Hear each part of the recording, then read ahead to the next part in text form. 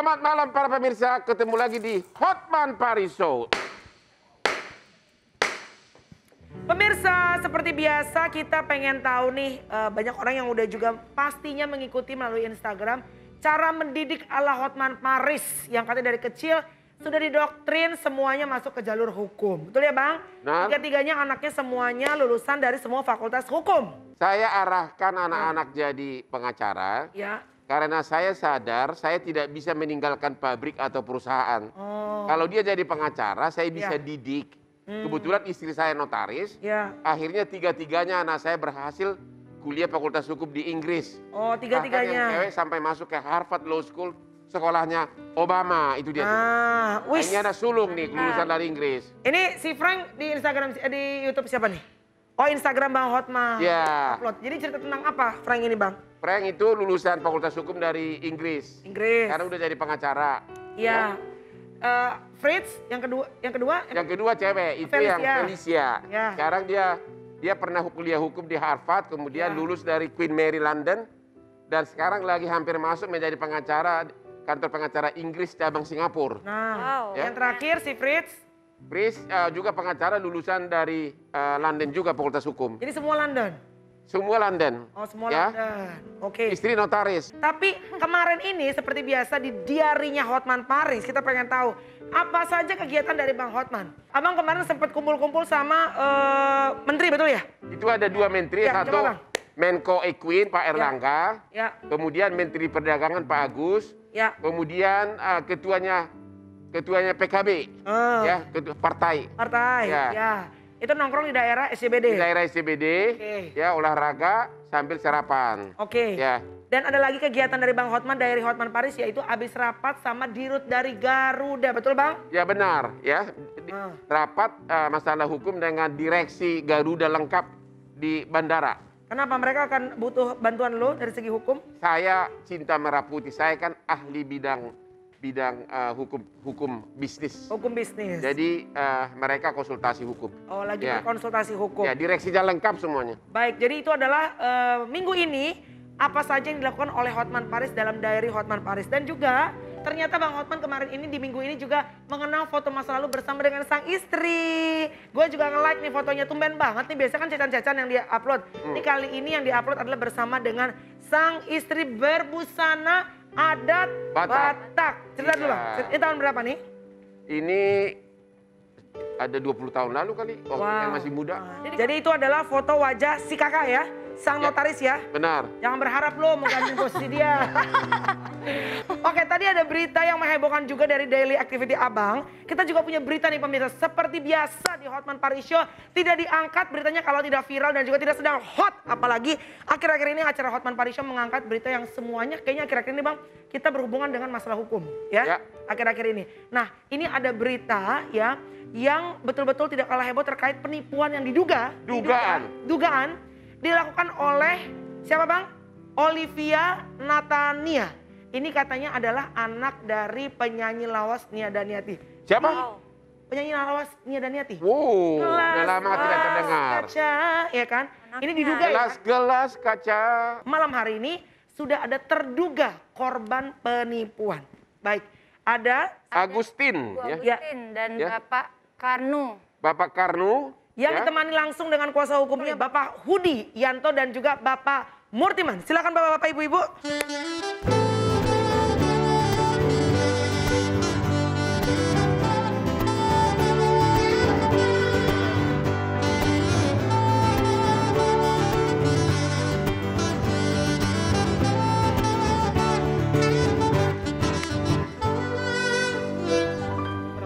Silakan Abang.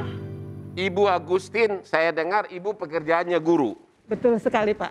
Dan yang diduga melakukan ini Olivia justru bekas murid Anda katanya. Betul sekali. Oh ya? Oh, coba ceritakan bagaimana awal kejadiannya.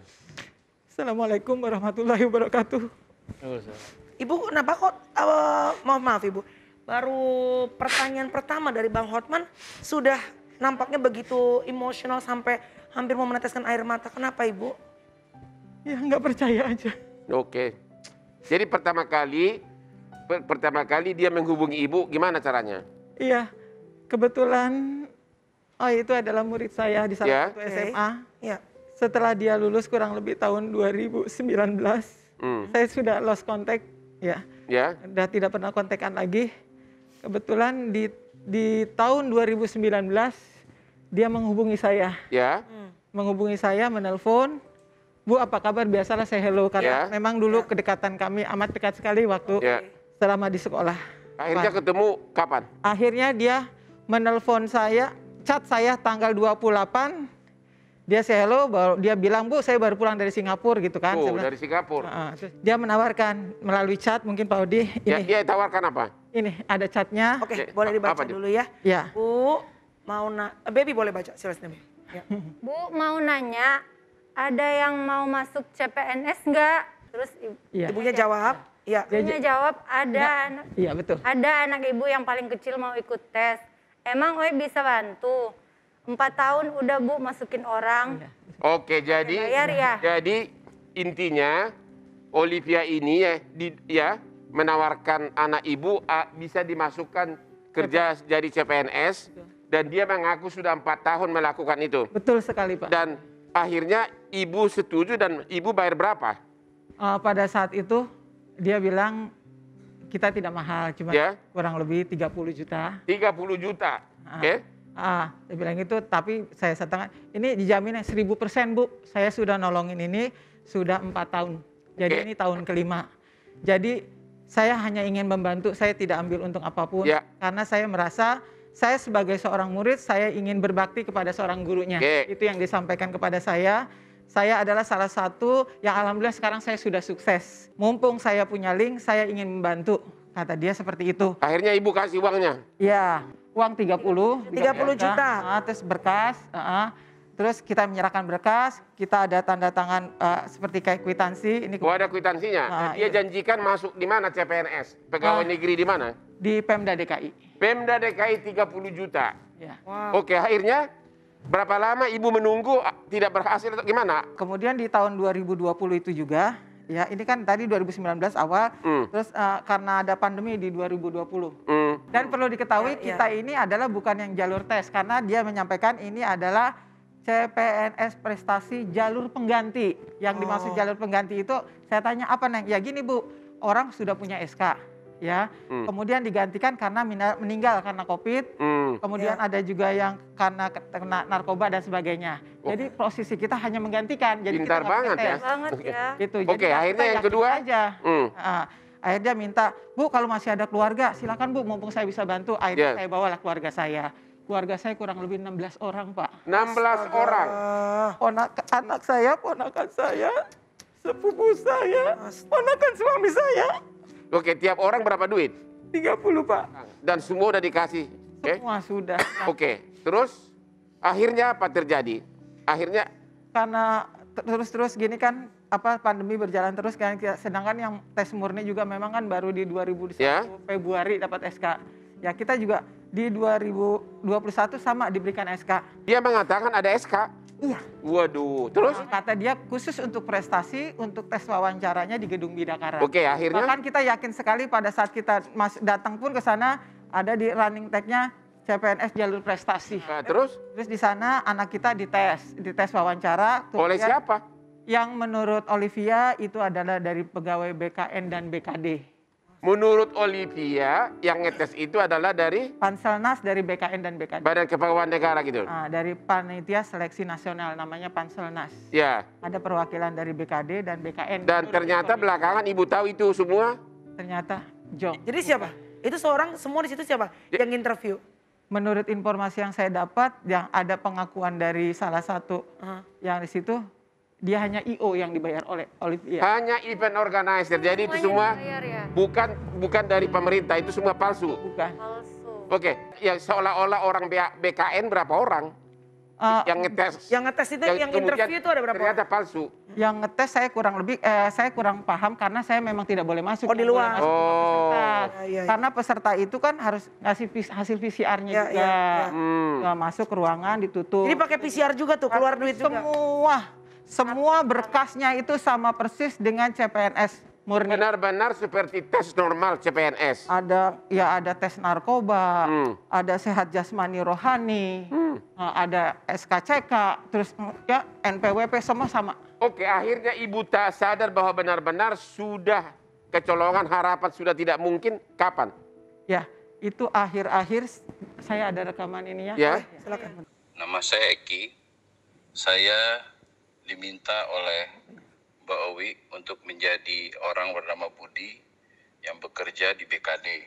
Saya tidak mengerti apa-apa akan hal ini dikarenakan hanya disuruh untuk melakukan hal ini dengan alasan tidak ada sangkut paut dengan penipuan.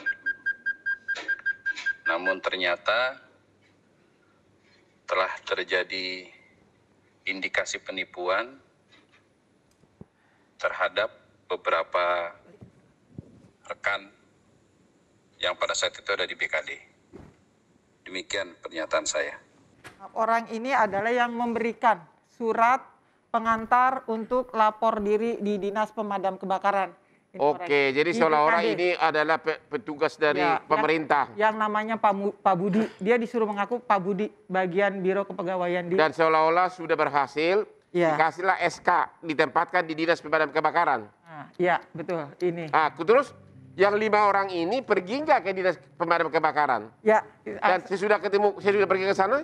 setelah teman-teman mendapatkan surat tersebut, Ya. sampaikan sama Oi, besok kalian silakan lapor langsung tanpa saya temani ke dinas tersebut. Ya. Nah, ternyata ya tanpa sepengetahuan Oi ini, mereka lapor ke sana datang.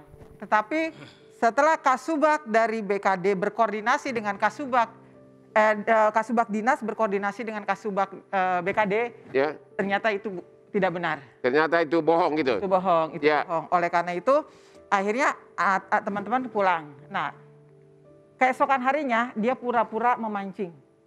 Oi untuk hadir, tolong dong. Oi, kita kalau nggak diantar kamu nggak pede. Alasannya seperti itu, nggak pede.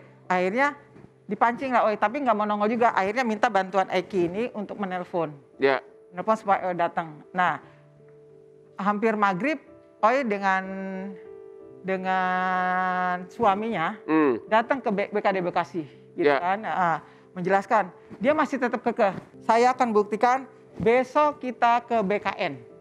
Teman-teman dijanjikan untuk ke BKN. Badan Kepegawaian Negara. Ya betul. Ya, nanti terus? Selilitan. Nah terus keesokan harinya teman-teman udah standby datang ke sana, tapi Oi-nya tidak muncul-muncul. OI-nya tidak muncul. Nggak muncul-muncul. Ya. Nah, tiba-tiba katanya suaminya telepon salah satu yang temennya ada di sana, bilangnya Pak Soninya atau pejabat yang di BKN-nya itu baru bisa menerima kalian adalah di hari Jumat, gitu kan. Akhirnya teman-teman pulang. Ya. Nah, hari Jumat teman-teman datang ke sana lagi. Ya. Datang ke sana lagi, ternyata nggak berani dia udah datang, Oi. Nggak berani. Karena teman-teman kesel, akhirnya video rekaman ini tadi di-share lah di grup, di mana grup itu kan ada Ya. juga.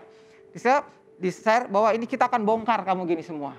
Ternyata setelah ini dibongkar, dia udah tidak bisa berkelit lagi. Ada respon nggak setelah ibu kasih ini di grup? Ada respon nggak dari mereka? Nah, setelah itu dikasih di grup sama temen, di-share, sejak itu dia tidak pernah komen lagi, menghilang di telan bumi. Baik, tahan dulu ya Bu. Sesaat lagi kita akan kembali lagi untuk membicarakan lebih dalam lagi mengenai kasus ini. Tetap di Hotman Paris Show.